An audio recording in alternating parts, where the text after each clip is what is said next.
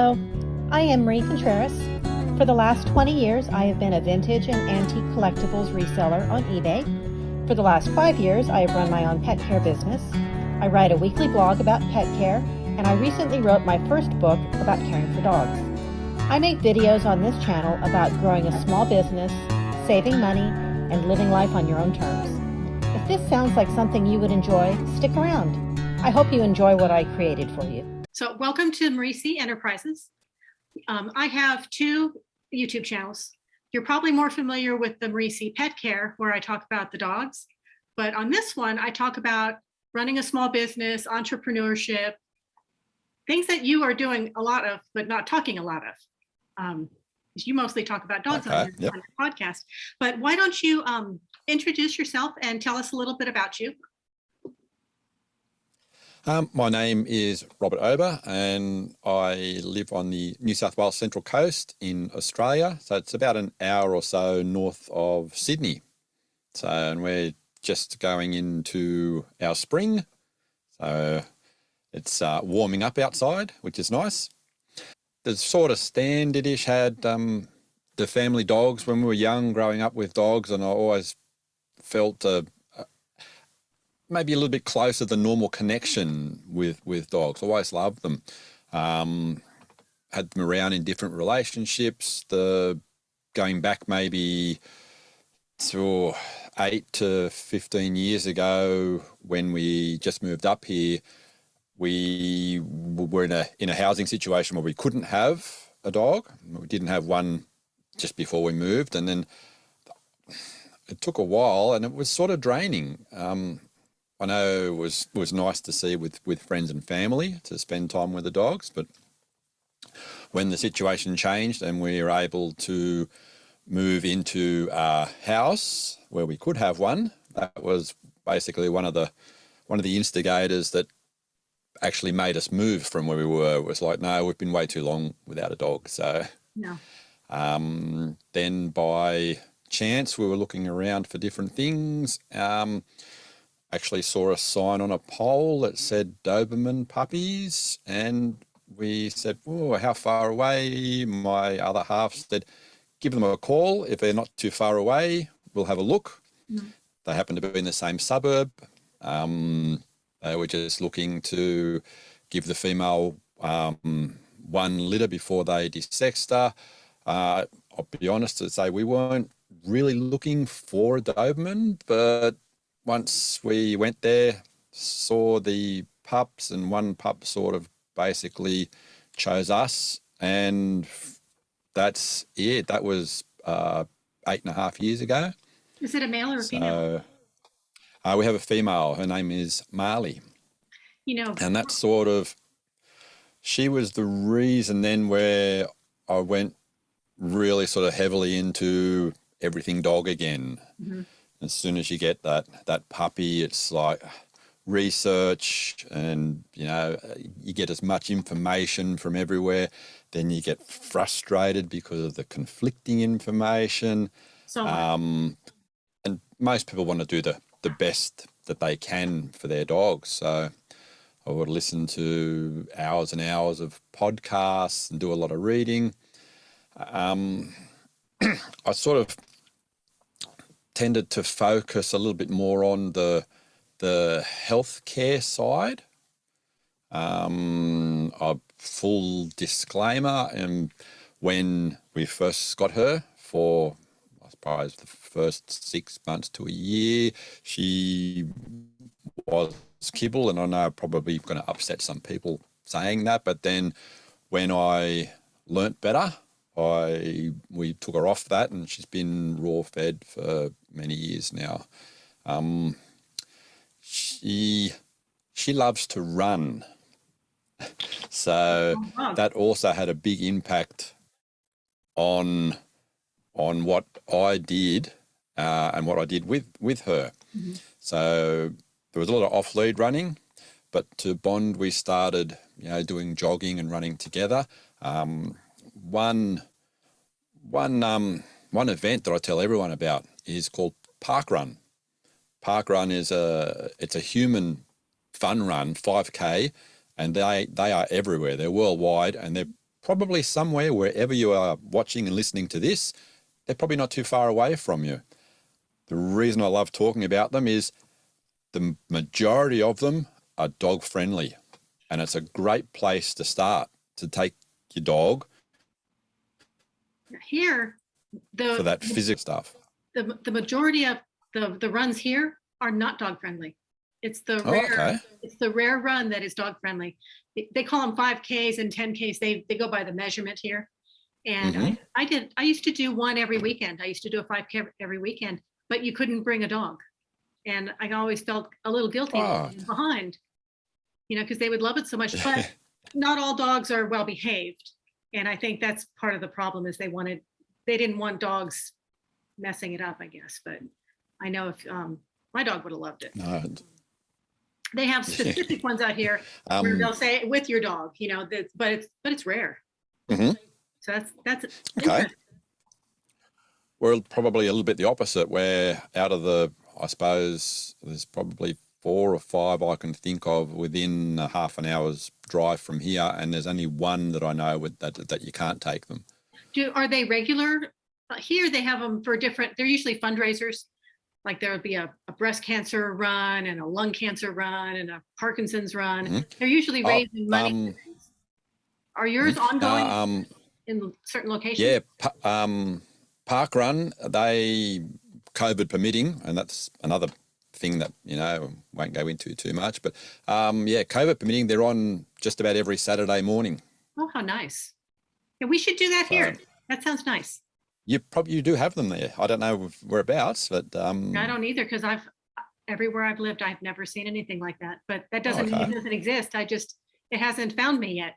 No, I mean, I was sort of aware of it for a while, then it went off the radar, and you think, yes, people just go and run, but it's great. You don't have to. You can walk. There's mothers with prams, and it's just I think an outdoor thing to do with people. Do they have a certain start time and finish time? The way they run their events is they're usually around that 8 o'clock in the morning mark. And if you Google them, and if you get a little bit more serious, you can download a little barcode so they can time you. The other thing, it's all free. So yeah, not here. None of it's free here. So we did a bit of that, and then I felt she really focused on the running, and it was really, really good. I remember vividly our second event. It's in the one we went to, and there's like playing fields and stuff near it, and there were some young guys with a soccer ball, and they were walking and had the ball on the track, and we were about to go past them. And I was already holding, you know, the lead back, because I'm thinking Marley's got a bit sort of like, yeah, she loves balls. And I thought, oh, here we go. This is going to be, and she ran straight past the ball within 2 meters. She'd never done that before. So that triggered something in me to try and investigate more. But a lot of the times, if you give your dog something to do, and they're focused, they're running with you, they tend to, that's their job. And are Dobermans are Dobermans working dogs? They're, yes, classed as the working dog. Originally, I mean, their history, they were designed by a gentleman named Doberman, who was a tax collector in Germany, and he needed something to give him protection, but low maintenance, stamina, and intelligence. So that's the mini history of the Doberman. So we've progressed from there. Because of her love for running, we then went into a bit more things like canicross, and also dryland mushing, which is basically, if you think of an adult size scooter, and she's attached in a proper harness and a bungee cord, and she just pulls me along with that, and she can go as fast as she likes, and I'm right there behind her, and I can just step off if I ever feel the need to, which I haven't yet. Bone. But yeah, and that's another thing is we just go join a club, and again, barring COVID, there's a couple of times this is a winter sport that we sort of have. We don't have the snow, but we can go into the forests, and she just enjoys having that run. We're there with the Siberian, the huskies and the malamutes. So it's a little bit odd out, but when people first see her, they think, "Oh, hang on, are you in the right place?" But when they see her run, they go, "Yes, she's in the right place." So, and it's sort of, yep. Sorry. Oh, I was going to say, how did that translate to? I know that you have a podcast where you ask people about their dogs and their special stories with their dogs, and that's a lot of fun to listen to and to do. And I noticed on your LinkedIn profile that you also do dog massage. How did you get into that? So that goes back to, again, after we got Marley. Again, I was doing the research and the health.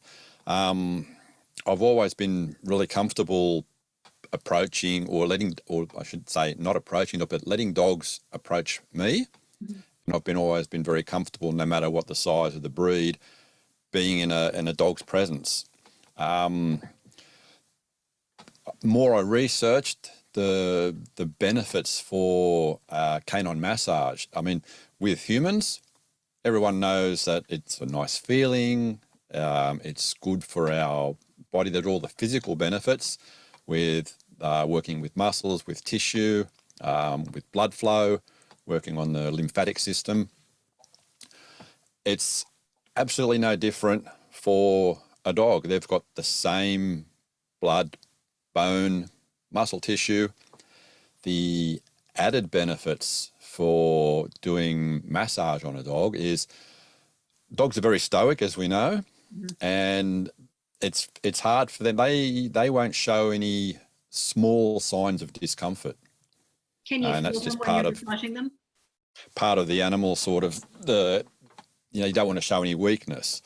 So when we have a little bit of a twist or a pain, it's like, oh, and rub it. But dogs are very stoic and they won't actually show that. It's not until you start putting your hands on a dog and moving them around, and majority of dogs will really enjoy that. It's that relieving tension.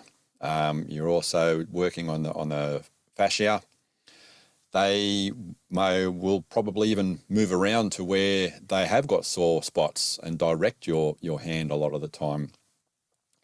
The other benefits through research and through practicality is that when you've got your hands on your dog, there's that bond that you're building even more, because that connection, they're enjoying the physical touch. It releases the endorphins, gets all that sort of like good stuff that I love happening in the brain. I mean, you can see one of the key points is behind a dog's ears. Everyone sort of mostly knows that. The other thing is that for us humans, it does the same. I don't think anyone that doesn't feel happy when they start patting their dog. So I researched a bit more. There's a few different people around the world that release like videos on the different practitioners. There's different styles, just as there is with humans. Do you have to be certified where you are? Certification is an interesting area. So here in Australia, there was, at the time when I started to get into it, there was only 2 places that were doing a certification. One was down in a different state in Melbourne, and I was lucky to have one not too far away. It's a formal course, but you don't need that. I think that certification here, and our laws say that you don't actually have to have it. I know it's very different in the States. Yeah, I had looked into it when I was doing when I first started my pet care business, and I was thinking, walking dogs or massaging dogs. I think massaging dogs would probably be more fun, just rubbing on them. And you didn't have to worry about the weather as much either. But here there was, like you said, there were only a couple places that were giving the courses. And it's been a long time, but I think you have to be certified, at least in California. Yeah, I know it varies on the different states over there. So the other benefits of massaging the dogs is you're getting the dogs more comfortable with human touch. Mhm. You can work on different dogs with different anxiety issues. They're getting ready for if you have to take the dog to a vet or even a different vet that's not yours, that they don't have any issues with people or vets or anyone touching their paws or any other different spots. One of the other big sort of like advantages is, as a pet guardian, you got your hands on your dog, you're the first person that'll be able to pick up any changes when they start developing those little lumps and bumps and things like that. And I think it was something around 70% of dogs, when they're getting a little bit older, when they're into that sort of like 5, 6, 7 years, they will start to develop different lumps and bumps. Mm-hmm. I've seen that.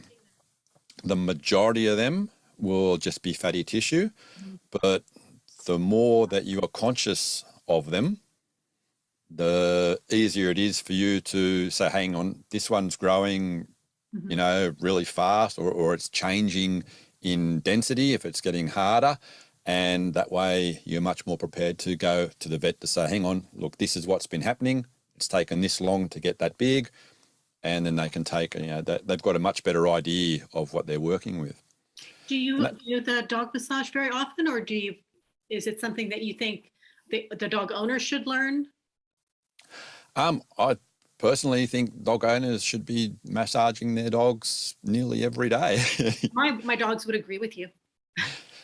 And there's also the intent of the massage.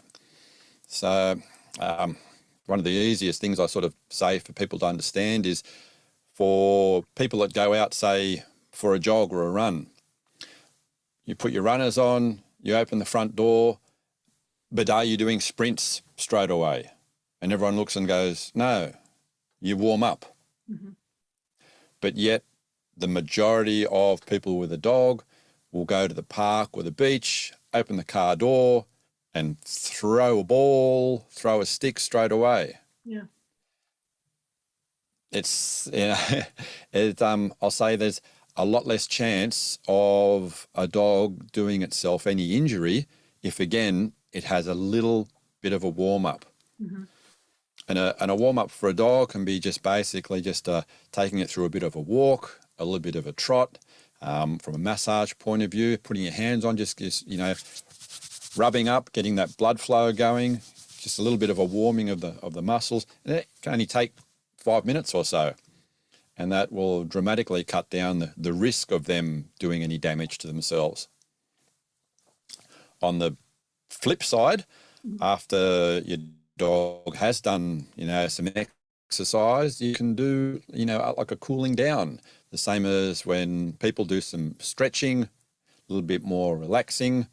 You can go through some of those exercises with your dog, and basically it's just longer, slower strokes to get them to develop a little bit more of a calming sort of feeling, leading them into relaxation. Now, the other thing that I know that you enjoy is your podcast. How long have you been doing the podcast? So the idea of the podcast goes back a few years, and because I was listening to so many different podcasts, I was traveling at least an hour and a half to 2 hours each way to and from work. And so, yes, while I was doing that, learning, listening, and I found a lot of people would give very short references to actual dogs.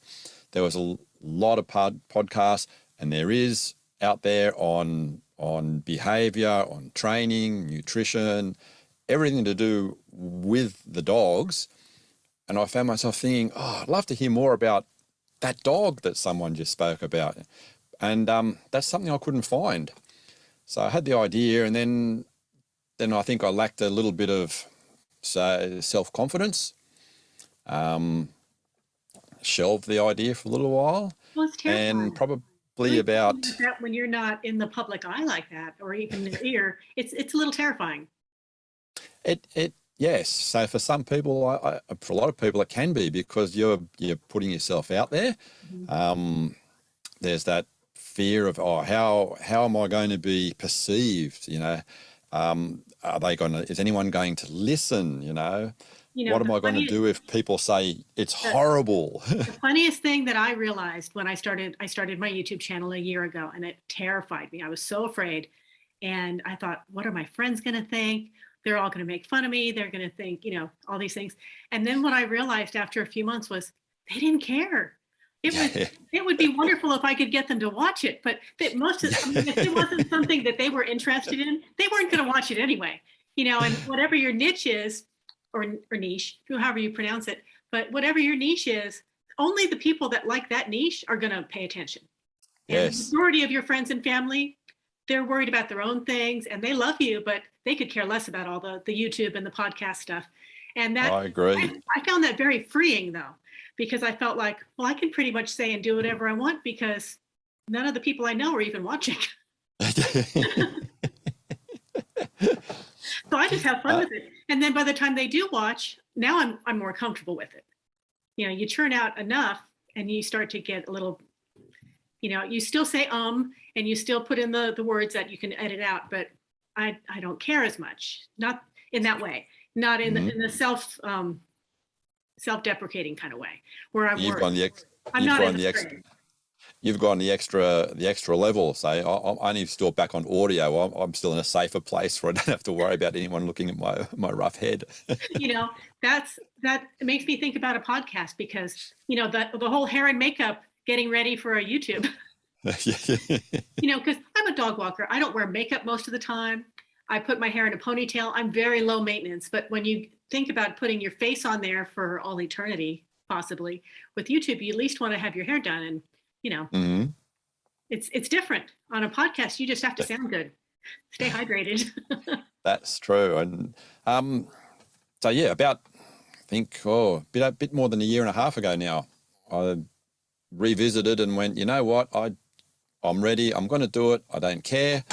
I had been doing a little bit of research on how to do a podcast, and it's not really as hard as what a lot of people think. There's a lot of different programs and a lot of different ways you can do it on a very, very, very small budget.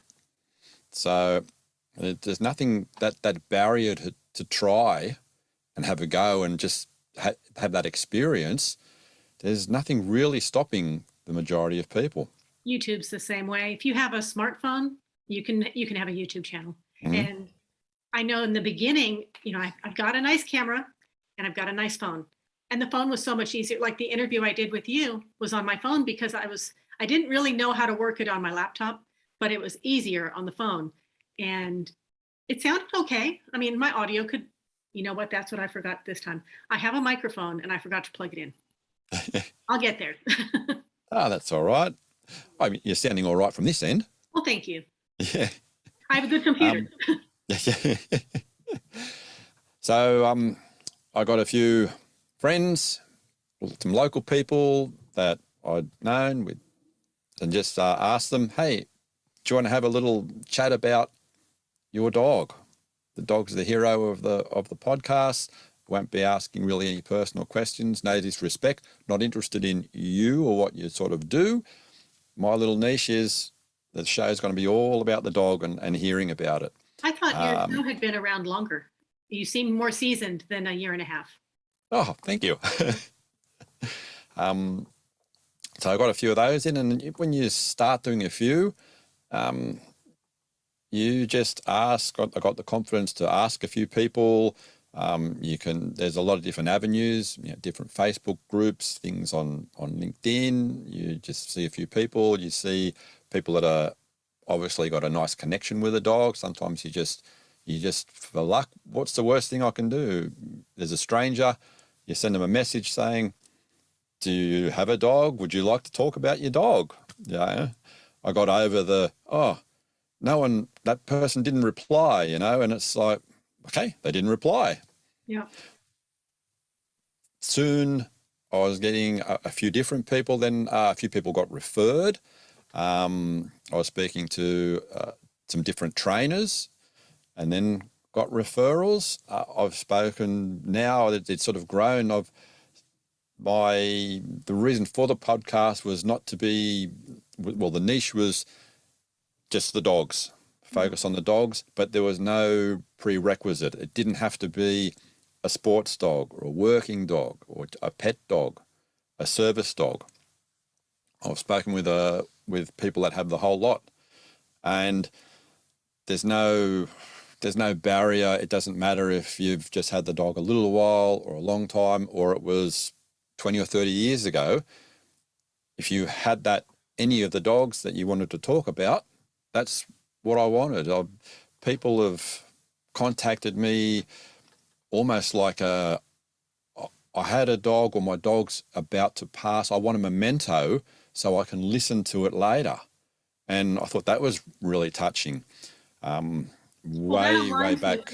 That aligns with your mission, because your mission is not to have a podcast about the theory of dogs or the studying of dogs. Yours is about the actual dogs. And so that he's in touch with wanting to remember his actual dog. Yes, absolutely. Like that would be very much in line with what your focus is.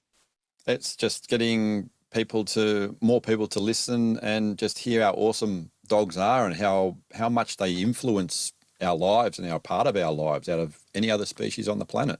And for such a short period of time, if we don't pay attention to them, they're gone. You have a small window to appreciate this dog. The sad part. Yeah. I know back in the early sort of thing, people would ask me, well, why are you doing it? What are you getting out of it? To date, apart from I'm getting to speak with people all around the world and talking about awesome dogs, earlier on I got one of my guests sent me a little snippet that he got from his mother. And his mother said, I listened to the show. I laughed a little. I cried a lot. It was so nice to hear about the dog. That's my reason for doing the podcast. Well, when I first started not working, I was in the car business for 20 years. And it was a respectable job that everybody could understand. And they knew exactly what I was doing. I was in the finance department. I was the one who signed up all the papers. And it just wasn't for me, and I tried to get out of it many times. And, you make really good money and it makes sense. And it's hard to get out of that and go into something else. I wanted to do something else, but I wasn't sure what. And I remember even when my mom was still alive, I started the pet care business. And she said, have you had enough fun with the dogs yet? When are you going to get a real job? And my friends will say, how much longer are you going to do this? Are you ready to go back into the car business? Are you ready to go back to finance? You made good money there. And the easiest way for me to explain it to them was, well, I'm semi-retired and I make enough to cover my bills and I can do whatever I want. And they seem to understand that more than me explaining why I like the dog care business or trying to explain to them why it's a good business model. But when I gave up on trying to explain, because they weren't going to understand it, when I gave up on trying to explain it that way and just tell them, I just get to be free and play with dogs and I make enough money to cover the bills and I'm good. And they're like, oh, then they thought, well, I'd like to do that. So do you love selling cars? No. But do you love being with dogs? Yes. It's not a job then. No. And, even making the YouTube videos and I write a blog and I wrote the book, I didn't do any of that to get rich. I just did it because I can, If you can do something that you love doing, the monetization of things, a lot of it's irrelevant. If you can get by and you don't have that aspiration, I'm going to get rich doing, this sort of stuff. I enjoy it. I don't even love it all day of every day, but I like it all the time. And I didn't like the car business. There were very few days that I liked it.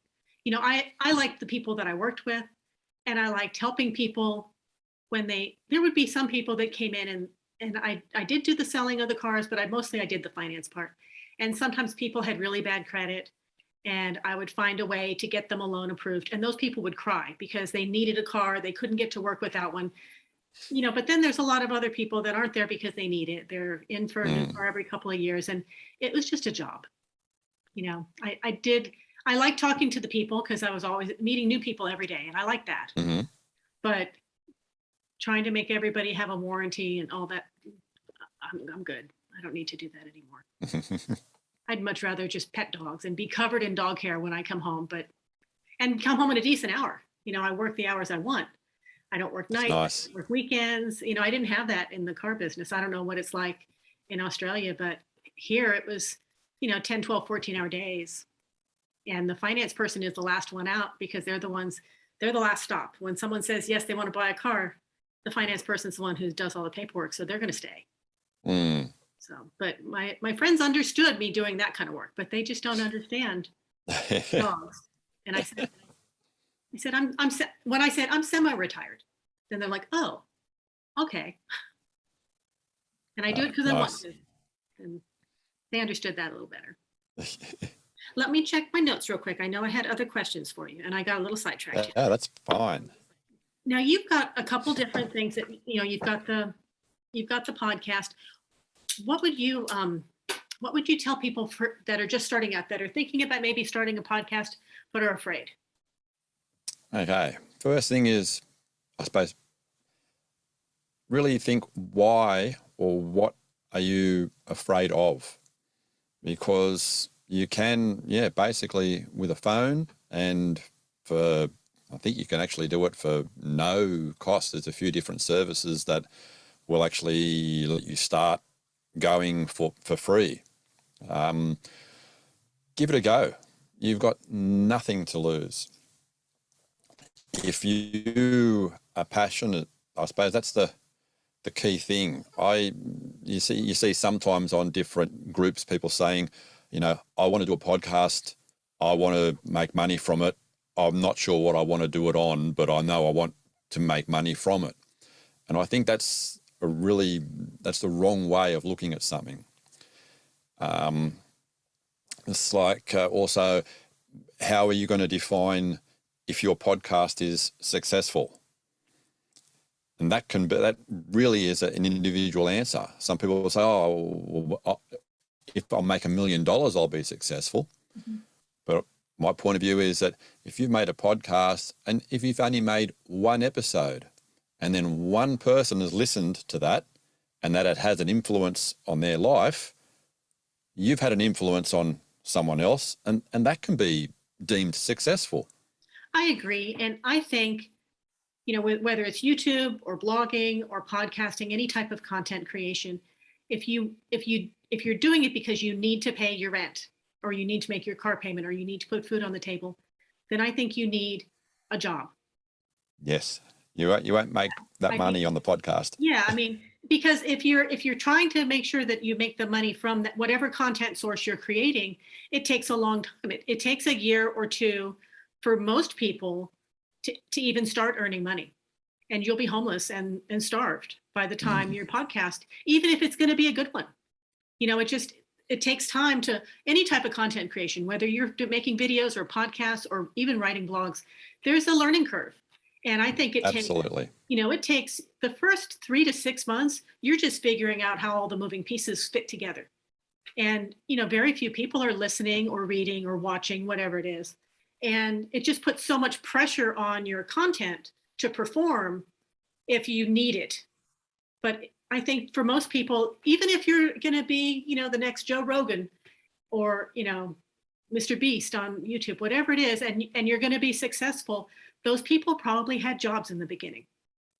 They have something else where they've got a regular paycheck coming in. And whether that's, whatever it is, whether it's selling cars or delivering pizzas or, working at McDonald's or whatever, you've got to have something that is generating income. And, I have eBay that makes money. It's kind of the same thing. My dog walking is where I pay my bills. You know, So podcasting is a great thing to do, that you can do that on the side. yeah. I'll just go back a little bit and say, to be successful, I think you need to have a passion for whatever you're going to talk about. And that will come through when people are listening. So, You know, this channel is more focused on how to help people start a small business and how to start. And I really think, you know, that, like you said, the people that want to make $1 million the first year, they need to have a regular job to pay their bills, because maybe they won't make $1 million the first year. Maybe it'll be the 10th year or the 5th year or never at all. I mean, the majority of content creators are not millionaires. There's a few, and everybody loves to watch them, but that's not the norm. there are over 1 million podcasts out there, but a lot of them aren't active anymore. I think the usual figure that they say is that a lot of podcasters fail after their 7th episode. Oh, I think wow. that's sort of like That few. so. But if you can push on and keep going, and it's not too much of a, you know, doing it as a negative impact in your life, which again, it can be very minimum. You can spend, you know, half an hour a week if you're doing a weekly show and doing a, you know, that 10-minute podcast. There's no, people will say, oh, you know, the best length of time for a podcast is X amount of minutes, but it depends on you, depends on what you're talking about. There are a lot of successful podcasts that are, you know, 2 or 3 minutes long, and there are other successful podcasts that are, you know, 2 or 3 hours long. Yeah. It's if you've got something and then people are interested in it, they'll listen. So what would be something that you have done in your podcasting journey that you wish you had done sooner? Start it. That's an easy one. For my massage and you know, fitness and conditioning for dogs, I shouldn't have waited. I wish I would have started earlier, especially for the podcast. There's nothing. I'm behind. Yeah, it's it's not a regret I dwell on, but I would, yes, have loved to have been, you know, a fair few years into it. It's never going to get boring for me talking to people about their dog. Yeah. And for some people listening, they might listen for a few episodes. Some people might only listen into particular breeds or a particular, you know, section of dogs. They might, okay, I only want to hear about, you know, sports dogs, and they'll scroll through and go, I'll listen to that one and that one. Because in your interviews, you really peel that away.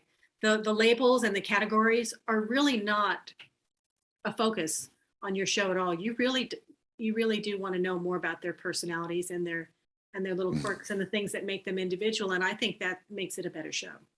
Thank you. And because I agree with you. There's plenty that are talking about, you know, working dogs need to work and these dogs need to do this. And, you know, it's very impersonal. There's just, I think it's to the heart. A lot of people like making that connection with dogs every so often. Listeners will say, or, oh, you know, I thought only my dog did that, you know, and that's something like bizarre. They would have thought, no one other. Oh, hang on, other dog's doing it too. Yeah, it's funny. I have so many customers that think that the little quirks their dog does that all dogs do, and I have to tell them, it's like, oh no, your dog is the one that does that. The other dogs don't. I don't have any other dogs that do that. Like I've got these 3 big dogs that I walk every morning and every afternoon. And in the afternoon when I come, there's 2 females and a male. It's a pit bull, a wolf dog, and a husky. So 3 big dogs. But the girls, the wolf dog and the pit bull are the girls. Every time I show up in the afternoon, the food that they've had, they've got that's sitting out all day. They don't eat raw. They have kibble, but they have to go. We call it carb loading. Before we go for the walk, they go to their bowl and they are just going to stand there for 15 minutes and eat their food. I don't have any other dogs that do that. These 2 dogs, every time they see me, and from what I've heard, it's the other walkers. They have walkers in the evening and walkers in the weekend too, because I don't work those hours. But the girls are going to carb load every afternoon walk, and none of my other dogs do that. But it's just one of those funny things that It's like, where are the girls? Because I'm ready to leash them up and they're over by their food dishes. That's the other nice thing. They're all individuals and all got different little quirks and things. And I think a lot of people like hearing that. Yeah. Well, and you light up hearing about the quirks, which the people listening to your podcast can't see, but you do. But they can hear it in your voice. So along the same lines, what do you wish you hadn't done at all? What was a waste of time in your podcast journey? It was a waste of time. That's an interesting question. I guess apart from the waste of time waiting to do it, I don't really think too much has been a waste of time, because when you do something, you will make mistakes, and you only learn by making mistakes. There are I don't think anyone's ever done anything without making mistakes and learning from it. And that's the process. It's how you view what a mistake is. I think just a general sort of comment is that people look at mistakes as failures, but it's not. It's part of the learning process. It's a success. It's only a failure if you keep making the same mistake, time after time after time. But if you make a mistake once or twice and you learn from it, it's a positive thing. You've got to have variety in your mistakes.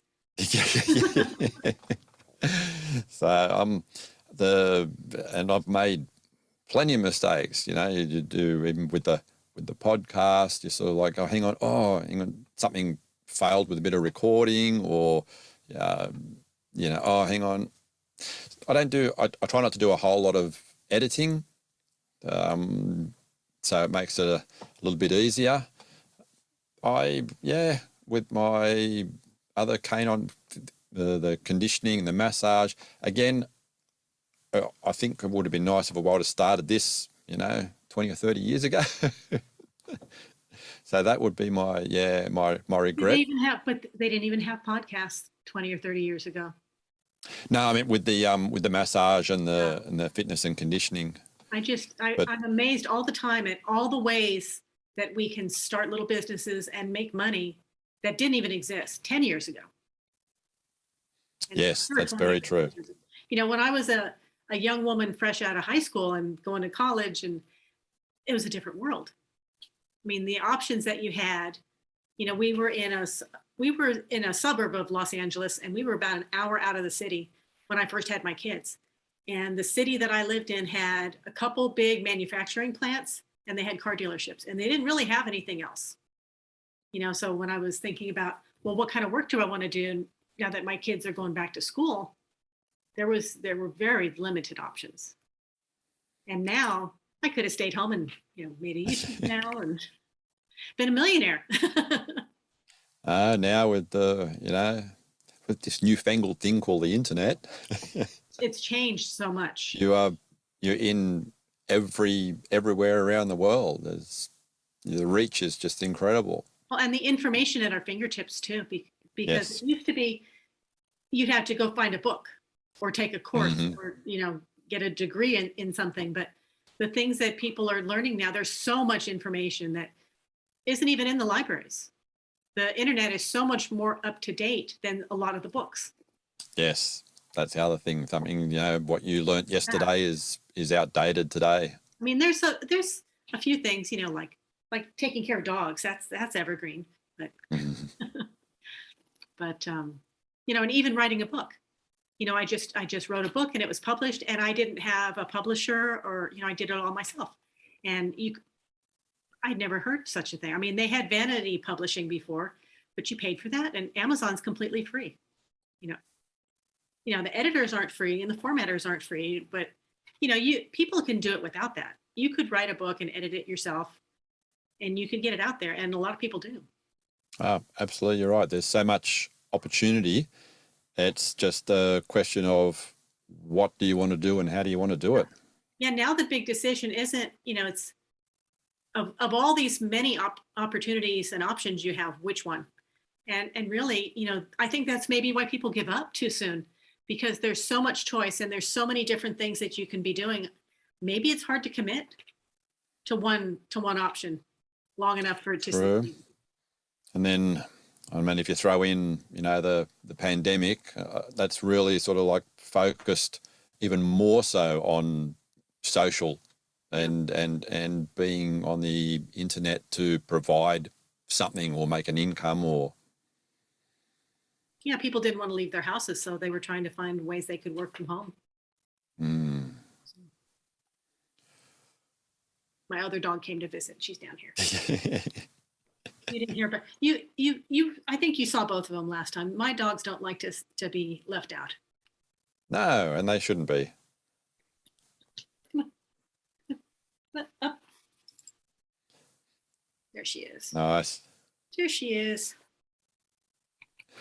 It's the other thing that's becoming, it started off, I think, as a couple of people's, say, mistakes in online meetings, whether Zoom, Teams or whatever, but it soon became a normal thing for someone to include their dogs or their pets and things like that. And it was just, this is how we are. Yeah, I mean, my dogs are, I'm a dog person. I'm never going to tell the dogs to leave the room. They're always welcome. They're always part of it. Besides, she's the model for my book cover. She's on the cover of my book along with Eddie. He was in here looking forlorn a little bit ago. Where can people find you? I am The Relaxed Dog. And if you Google that, you'll come across me somewhere. So the podcast is called The Relaxed Dog and my website, therelaxeddog.com. Okay. Well, and I will put links in the description too. Thank you. You're welcome. If you enjoyed this video, nudge the like button. If you would like to see more like this, consider subscribing. If you would like to read the blog or check out my new book, I'm going to leave links to them in the description. Thank you for watching. Bye till next time.